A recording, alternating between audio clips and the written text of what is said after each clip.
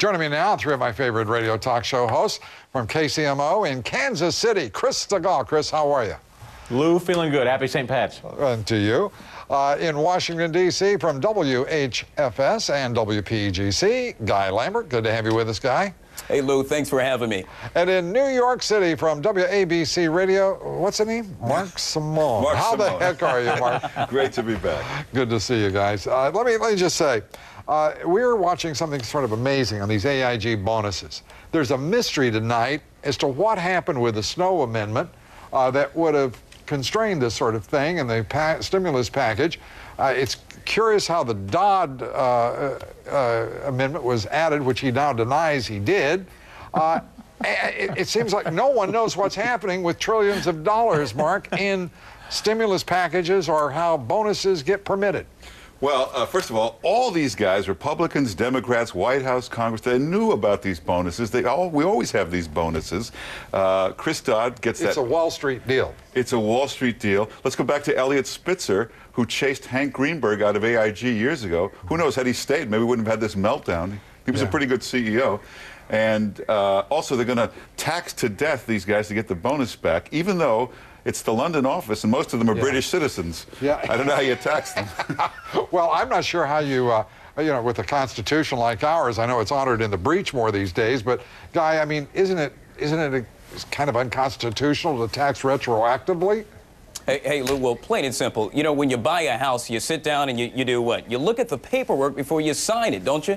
You would have thought rather, that Chris Dodd would have pretty much done the same thing. Listen, this thing is really just getting out of hand. You have moms, you have dads that wake up every morning, they feed their kids, send them off to school, hop in the car, spend an hour or two getting to work, spend all day at work, get home to learn that, wow, my tax dollars, my hard-earned tax dollars have been spent by this, or rather bonuses have been given to these top executives. I think a lot of people are outraged right now, to say the least. And how do you think they feel, those folks you're talking about, Guy, when, you've got Chris Dodd and Harry Reid, all of them scratching their heads saying, well, I don't know how that happened.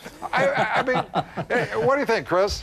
Well, look, that's just it. It's kind of like follow the, we're like all supposed to be a bunch of cats, and they've got the ball of yarn, and we're just supposed to look wherever they shake it. But the fact of the matter is, I mean, we're all figuring it out now. We're a little too smart for them. We know they're the folks that have known about these bonuses all along. The New York Times is reporting it. Politico's reporting it. You're reporting it. The cat's out of the bag, Lou. The jig is up. They knew about these bonuses. It's time to stop pummeling AIG and put them accountable for this. Yeah, let's also remember, out of a $180 billion bailout, $165 million is like 35 cents. And we're hearing from guys that, men and women who threw away $1 trillion on stimulus. So when you talk about waste, let's take a look at them, too. Yeah, I think you're exactly right. But at the same time, I just want to put up one thing, if we've got this, a full screen that shows how these political contributions went. And if there's some confusion about why people can't figure out who wrote what and who took what out of the stimulus package, could we put that full screen up on the political contributions? Well, there's Dodd, $103,000. I guess we're going to do this one at a time. And then here's number two, Barack Obama. We're going to stop with Barack Obama because we're all get worn out. It is a hell of a coincidence. It is a heck of a coincidence. So the number 1 and 2, we're going to be back to find out what all that money buys. And we'll see if it's a successful investment, and maybe the best investment that's been made by anybody here in the last year or so. We'll be right back with our panel in just a moment. But first, our poll question.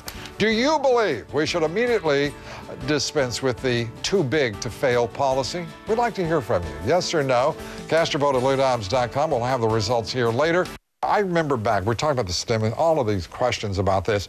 It seems to me that history could have been changed if one fellow by the name of John McCain, back at the end of September when he said he was going to suspend his campaign, come back and exert leadership, if he had stood up against this TARP, the Wall Street bailout, think about how history could have been changed. What do you think? Well, Lou, once again, it's a case of what if, what if John McCain actually did go about to do that? I think the fact of the matter is that, we are where we are at today. We need to address the issue where we are today and move forward. As the folks always say, it could have been a case of what if. And I think that's where we're at right now. What if, Lou?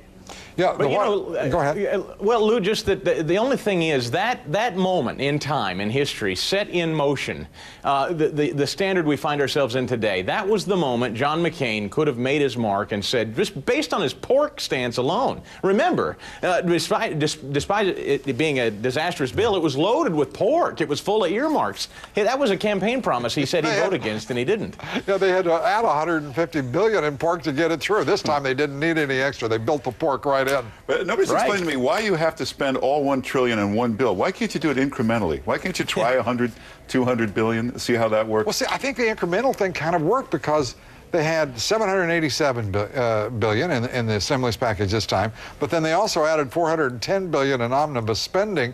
So, you know, the numbers are starting to add up. And it was all urgent, Lou. It was all urgent. It was a panic. It was urgent. It was a panic. And now look at us all. You know, we had a 1,000-point rise in the stock market. We had retail sales stabilize. Housing starts are up. Maybe we don't have to do anything for a while right now. You know, just hold the money. Hold the money, because it looks like the recovery's on the way. By the way, good news on the economy. Good news in the market. You know, we're now, since President Obama took office, we're only down about 7%. So things are improving for him and investors on Wall Street.